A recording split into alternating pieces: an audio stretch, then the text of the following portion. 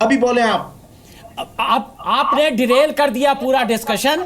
ये डिस्कशन था जो यूएस ने डोसियर दिया है 1000 पेज का। आप ये बताइए कि यूएस को कहां से आ रहा था पूरा, कि वो वहां पर शाहिद लतीफ और वहां पर जो दूसरे आपके हैं काशिफ जान, इनका नाम कहां से उनको आया? उनको सपना आ रहा था जो नाम लिखा, रऊफ का नाम कहां से लिखा?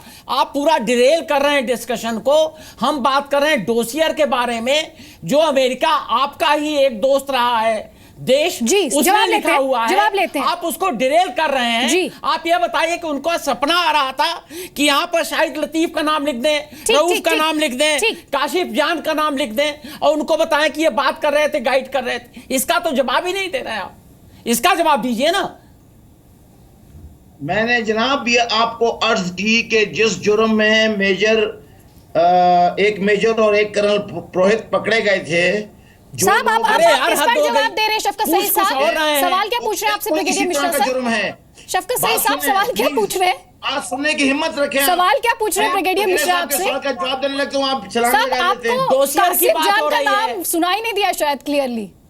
आपको कासिफ जान का नाम क्लियरली सुनाई नहीं दिया शायद आपको। जी मैंने बड़ा क्लियरली शो में तो मत दिखाइए। आप क्लियरली सुनने की आदत डालें, हिम्मत डालें अपने अंदर प्लीज। रीमा बासी, आप आप कहती हैं आप पाकिस्तान की आवाम की आवाज हैं, पाकिस्तानी आवाम को आप रिप्रेजेंट करती हैं। ब्रिगेडियर मिश्रा उनके पास जवाब नहीं है, सपने से नाम आया क्या? उनके पास जवाब नहीं है, और वो जवाब अगर होता तभी वो दे पाएंगे। उनके पास जवाब नहीं है। रीमा, आप यहाँ पर पाकिस्तानी आवाम जो है उसकी आवाज है। आप जो बातें कहती हैं उसका डिनायल तो आप ही के दूसरे, आप ही के मुल्क से शफकत सईद साहब बैठे हुए, उन्हीं की तरफ से आ जाता है। पाकिस्तान में अमन आएगा कैसे? पाकिस्तान तरक्की करेगा कैसे? पाकिस्तान में शांति आएगी कैसे? आप इसी शो में देखिए, पाकिस्तान को लेकर दो अलग तरीके की आवाजें आ रही हैं, जबरदस्त विरोधाभास है। मैंने आपसे कहा ना कि पिछले प्रोग्राम में कि स्टेट नैरेटिव और पब्लिक नैरेटिव जो है वो डिस्कनेक्टेड है। अब मुझे हिंदुस्तान से एक सवाल करना है, वो ये है कि जब इमरान खान हिंदुस्तान आते हैं तो उन्हें क्यों नहीं मना किया जाता? हक्कानिया नेटवर्क को आपको पता है उन्होंने कितनी मदरसा को कितनी एड दी बजट से? आप बिल्कुल डिस्कशन को डिरेल कर रही हैं। आपके यहाँ तो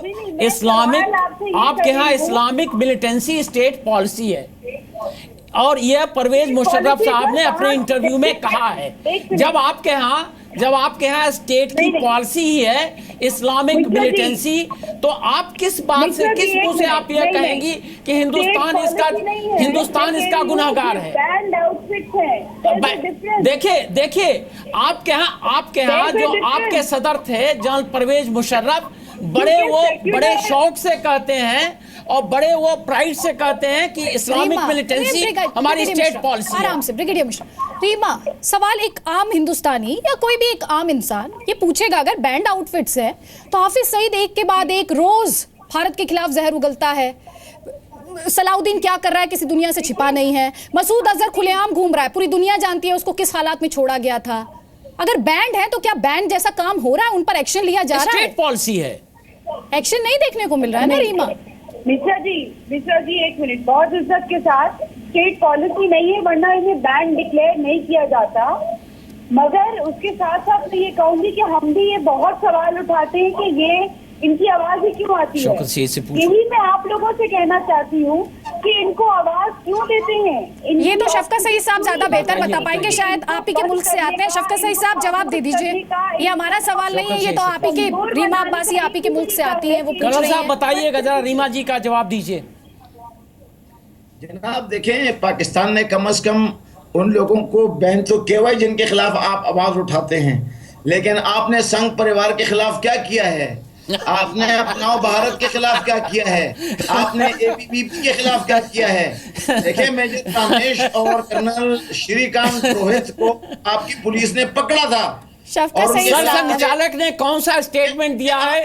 आप ये बताइए कि सर संचालक ने यहाँ पर कौन सा स्टेटमेंट दिया है कि कत्लेआम करो? कौन सा जो स्टेटमेंट हुआ के है? खिलाफ सर, मुझे आप- रोकना पड़ेगा। आपने कहीं से आरएसएस रोकना का पड़ेगा नाम सुन मुझे लिया? सबसे सही साहब। आप इस शो में एक बात आपके बारे में मुझे कहनी पड़ेगी कि आप अपनी स्टेट पॉलिसी की तरह जहां से हमने शो शुरू किया था, आप शो खत्म होने के बाद भी मतलब करीब 52-53 मिनट तक आप वहीं खड़े रहे जहां पर आप शो की शुरुआत में खड़े थे। ना आपको सवालों से कोई लेना देना है पाकिस्तान की तरह, ना आपको साक्ष्य से कुछ लेना देना है, ना आपको कुछ दस्तावेजों से लेना देना है। ठीक है सर, समझ में आ गई बात, समझ में आ गई। और सबसे बड़ी बात ये रही साहब, आपने रीमा अब्बासी जो आप ही के मुल्क की हैं, जो सवाल वो खड़े कर रही थी, आपने उनमें से भी किसी एक सवाल का जवाब नहीं दिया। आप सभी मेहमानों का फिलहाल बहुत बहुत शुक्रिया। समय की कमी है, यहीं पर हमें इसे रोकना पड़ेगा। जी न्यूज़ पर खबरें जारी हैं, रहिए हमारे साथ।